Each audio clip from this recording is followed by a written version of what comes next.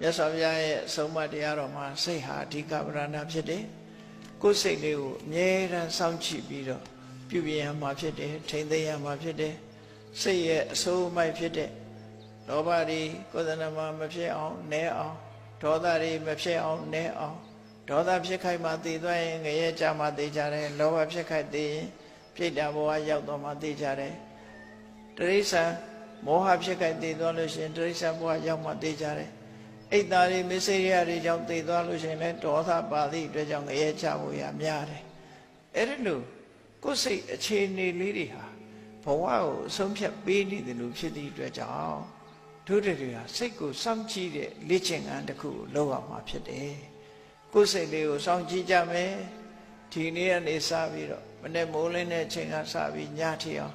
ငါစိတ်လေးမှာဘာတွေဖြစ်တယ်စိတ်ကိုစောင့်ကြည့်တဲ့လေ့ကျင့်ခန်းလေးလုပ်စိတ်ကိုစောင့်ကြည့်တဲ့လေ့ကျင့်ခန်းဆိုတာဒီတတိလေ့ကျင့်ခန်းတစ်ခုပဲတွေးပြီးဆိုရင်ဘာစိတ်နဲ့တွေးတာလဲစဉ်းစားပြောပြီးဆိုရင်ငါဘာစိတ်နဲ့ပြောလိုက်တာလဲလုပ်ပြီးဆိုရင်လည်းငါစိတ်ထဲဘာတွေဖြစ်တယ်လဲအဲ့ဒါလို့အာယုန်နဲ့တွေးလာလို့ရှိရင်ကိုယ်စိတ်ဖြစ်ပေါ်လာတဲ့အခြေအနေတစ်ခုလေးလာသုံးသပ်အကဲခတ်ပြီးမကောင်းတဲ့စိတ်အခြေအနေတွေဖြစ်တယ်ဆိုရင်မကောင်းတဲ့စိတ်အခြေအနေတွေနောက်မဖြစ်အောင်ထပ်မဖြစ်အောင်ထိမ့်သိမ့်ဆောက်ရှောက်ဖို့ကောင်းတဲ့စိတ်အခြေအနေတွေဖြစ်ရင်အဲ့ဒီကောင်းတဲ့စိတ်အခြေအနေတွေထပ်ပြီးဖြစ်နေအောင်ထိမ့်သိမ့်ဖို့အာယုန်တစ်မျိုးမျိုးနဲ့ထိမ့်ပြီးဖြစ်စေဆိုပါစို့ကို၅ပါးသီလစောင့်တည်ထားပြီးကို၅ပါးသီလလုံသလားမလုံဘူးလားစဉ်းစားနေခြင်းအဖြစ်လည်းပဲလောဘကိုထိန်းလို့ရတယ်ဒေါသကိုထိန်းလို့ရတယ်ဖျားရှိခိုးဖျားကိုအာရုံပြုပြီးတော့လေလောဘဒေါသမဖြစ်အောင်ထိန်းလို့ရတယ်ဒါနကောင်းမှုပြုပြီးစာကားကိုစွန့်ကြဲမှု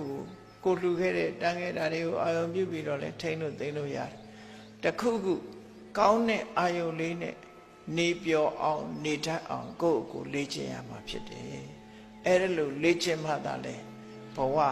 ဒီဘဝမှာလည်းစိတ်ချမ်းသာဝယ်ဖြစ်ပြီးနောက်ဘဝမှာလည်းချမ်းသာဒုက္ခရမှာဖြစ်တယ်